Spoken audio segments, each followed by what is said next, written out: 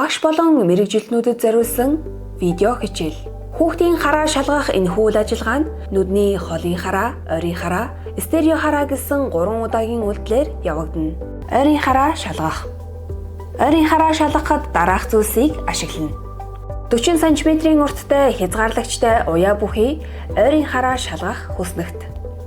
Ойрын хараа шалгах хүснэгтийг хүүхдийн нүдний харааны төвшөнд эвтэй байдлаар байрлуулан уяаны хязгаарлагчийг нүдний гадна буланд байрлуулж гарт нь хөдөлгөөнгүйгээр бариулна. Хэрвээ хүүхэд харааны шил зүүдэг бол үзлэгийн үеэр шилийг нь зүүлгэнэ. Хүүхэд 4-5 насны хүүхэд бол 6 карцхан 12-ыг нээни.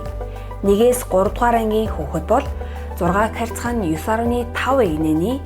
Яд өрснүүдийг ашиглан тестийг авна. Дөрөв төсөө. Бэшин төсөө. За сайн байна. Хараа шалгах явцад хүүхэд зөв буруу хэлсэн альж тохиолдолд байнга урамшуулж байх хэрэгтэй. Ойрын хараа шалгаад дуслаа. Бүртгэх хуудсан дээр бүртгэлээ хийн.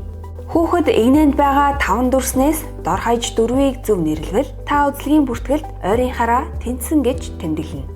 Хэрвээ хүүхэд 2 буюу түүнээс дээш алдвал ойрын хараа тэнцээгүй гэж тэмдэглэнэ. Ойрын харааг шалгахдаа анхаарах зүйлс. Ойрын харааг шалгахдаа өрөөний гэрэлтүүлгээс гадна тухайн хүүхэд мөн адил харааны шилээ зөв нь 2 нүдэрээ шалгуулна.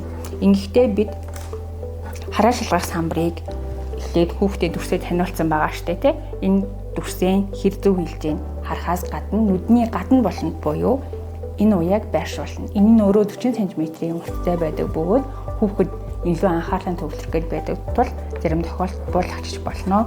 За дүрсийг заахдаа 6-9.5-тай эгнийг 4-өөс дээш насны хүүхдүүдэд зориулсан тул энэхүү мөрийг ашиглана. Энэ мөр нь 3 баганд 3 янзын дүрс байгаа бөгөөд та аль ч игнийний дүрсийг сонгон асууж болно.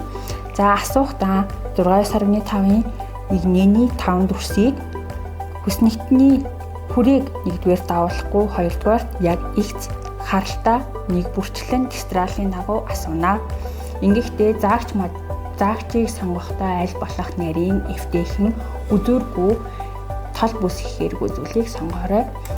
Ойрын харааг шалгаж дууссаны дараа ойрын харааг үнэлэхдээ 4 буюу түүнээс дээш дүрсийг зөв хэлсэн бол тэнцсэн, 2 буюу түүнээс дээш дүрсийг алдах юм бол тэнцээгүй хэмээн тэмдэглэнэ.